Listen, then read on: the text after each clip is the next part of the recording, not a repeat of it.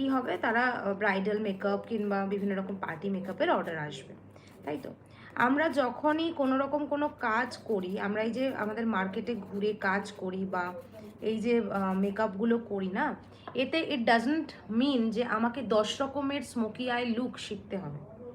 আমাকে মেন ব্যাপারটা যেটা বললাম তোমাকে, মেন আমাকে যেগুলো ভীষণভাবে এফেক্ট করে যে তোমার চোখে সেটা যাচ্ছে কি না, তোমার চোখটা কেমন, চোখের ক্রিজ লাইনটা কতটা ছোট বড়, চোখের তোমার আউটার কর্নার ইনার কর্নার রিঙ্কেলে বসে আছে না এমনি আছে, কিংবা কীরকম রয়েছে তোমার আইটা, তোমার ফেসের সাথে কীরকমভাবে আই মেকআপটা করলে এনহ্যান্স হবে, শুধু সেটা বোঝাই না আমাদের কাজের জন্য মোর দ্যান এনাফ।